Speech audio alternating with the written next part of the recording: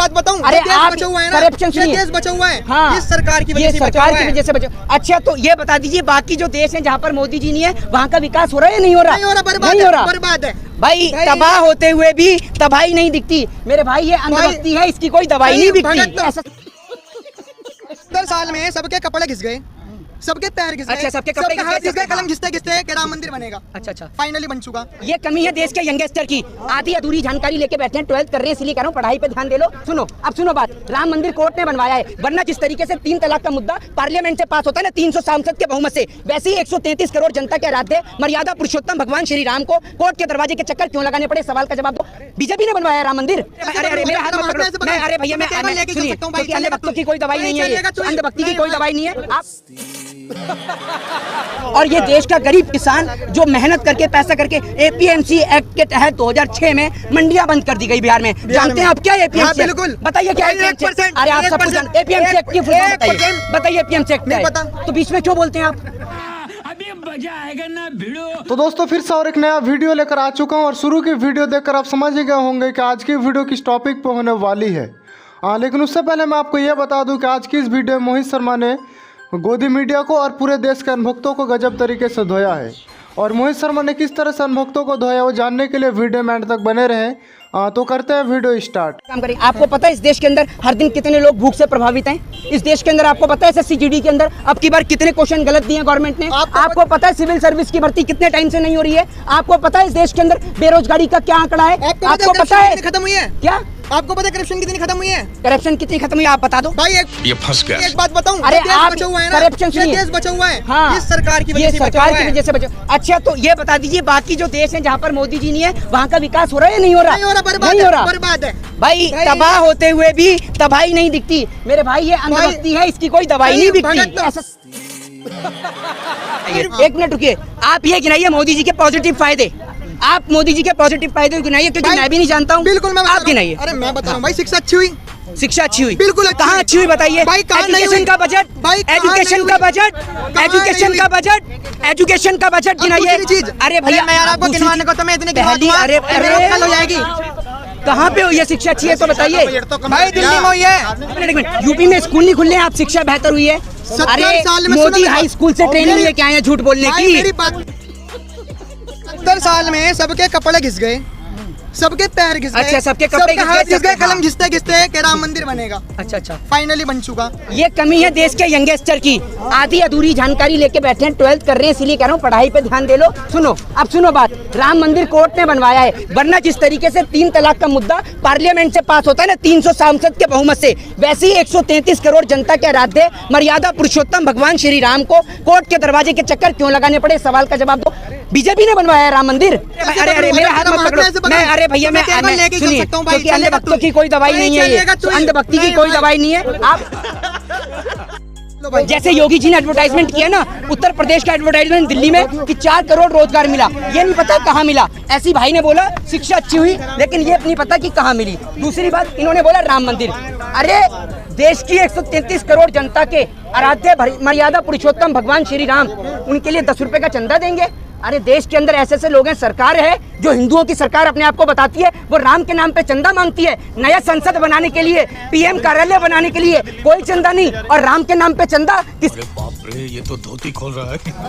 आपके या आपकी सरकार के किसी नेता की इतनी औकात नहीं है कि इनके हाथों को खरीद सके, इनकी कीमत लगा। सुनिए, अरे सुनने का दम रखिए, सुनने का दम रखिए। ये हाथ जो देख रहे हैं इनकी जो खाल चुकड़ी है, ये घर में बैठ के या फिर वो पीएम कार्यालय में बैठ के नहीं हुई। इन्होंने पैसा अपना सींच के, जब सुबह 4 बजे प्रधानमंत्री मोदी अपने कार्यालय में बैठे होते हैं ना, तब ये उठकर देश की जनता के लिए पेट भरता है। और दुर्भाग्य इस बात का है कि आप जैसे लोग इसके हाथ का नाच खाते हैं और गाली भी इसी को देते हैं।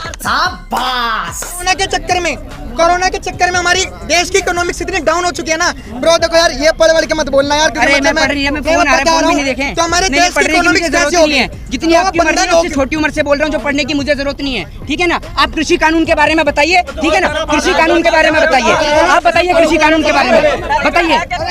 सर्विस एक्ट 2020 बताइए क्या है? फार्म सर्विस एक्ट 2020 गिनाइए।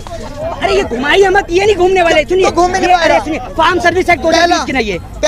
अरे पहले सरकार विकल्प नहीं दे रही, जो बाजार है सरकार ने कहा अपने पास से बेचो। अच्छा, हमारे से रिलेशन खत्म। अच्छा हाँ, अरे मतलब जो एक बार बताइए, गन्ने की फसल 2 दिन में सूख जाता है गन्ना। किसी ने गन्ना उगाया, मान लीजिए 5 टन गन्ना उगाया, तो उसको लेकर भोपाल जाएगा, इतने का डीजल फूकेगा, है ना। डीजल फूकने के बाद में फिर उसमें टोल टैक्स भी देगा, और तब जाके देखेगा तो गन्ना तो सूखा पड़ा हुआ है। बात तो सही है। तो सरकार क्यों नहीं लेगी? और एक बात बताइए, ये मोबाइल फोन है, अब सुनिए, और घर पे जाके बताइएगा भी और भी लोगों को, ये मोबाइल फोन है। अगर इस मोबाइल फोन का स्टॉक खत्म हो गया ना, सिर्फ मेरे पास ही आ गया, तो बाजार में इसकी कीमत बढ़ जाएगी। इसको इकोनॉमिक्स बोलते हैं, ठीक है? पता? हाँ, सुनिएगा सुनिएगा, बोल ठीक है? तो अगर आप अनाज को रखने का स्टोरेज दे देंगे, किसान के हाथ से हटाकर अंबानी अडानी को दे देंगे, 1 मिनट, गंगा जी से 1 बाल्टी पानी भरो चाहे 1000 बाल्टी नहीं भरो, कोई पैसा लेता है? नहीं लेता ना। अब वही फ्री में मिलने वाला पानी जब मल्टीनेशनल कंपनी की नजर में आता है, तो वो इसको 10 रुपए लीटर, 20 रुपए लीटर किन्ने और बिस्लरी के जरिए बेचते हैं। तो ऐसे ही जब किसान की फसल इनके हाथ में लगेगी, तो जो आलू आपको आज, हमें और आपको 20 रुपए किलो, 30 रुपए किलो मिलता है ना, वही आलू का दाम शायद 50 रुपए किलो, 100 रुपए किलो हो जाए, तो आप कहाँ से ले पाएंगे? ये बड़ी अच्छी बात कही आप। तो दोस्तों, मोहित शर्मा का भी कहना सही है कि जो रेट आलू का 20 रुपए किलो रहता है, वहीं सरकार इसको स्टॉक करके रखते हैं और 60 रुपए किलो बेचते हैं। तो इसमें कितनी सच्चाई और कितनी झूठ है, तो आप वीडियो में एंड तक बने रहे। और ये देश का गरीब किसान जो मेहनत करके पैसा करके, APMC एक्ट के तहत 2006 में मंडियां बंद कर दी गई बिहार में। जानते हैं आप क्या APMC? बिल्कुल बताइए क्या APMC? अरे आप सब कुछ जानते हैं। APMC एक्ट की फुल फॉर्म बताइए APMC एक्ट क्या है? तो बीच में क्यों बोलते हैं आप? पढ़िए, सुनिए, आप मेरे भाई हैं और मैं आपको रिस्पेक्ट करता हूँ, सभी यंगस्टर्स की रिस्पेक्ट करता हूँ, और ये बहुत अच्छी बात है कि आपको पढ़ना चाहिए, किसान के लिए बोलना चाहिए। लेकिन सुनिए, यहाँ आकर कम से कम इन बुजुर्गों पे, इनके हौसलों को खत्म मत करिए। पता है आपको, 8 महीने से बैठे हुए हैं और 700 से ज्यादा परिवार के सदस्यों को खो चुके हैं। यहाँ सरकार और किसी सरकार की औकात नहीं कि इनको खरीद सके या इनको मदद दे सके।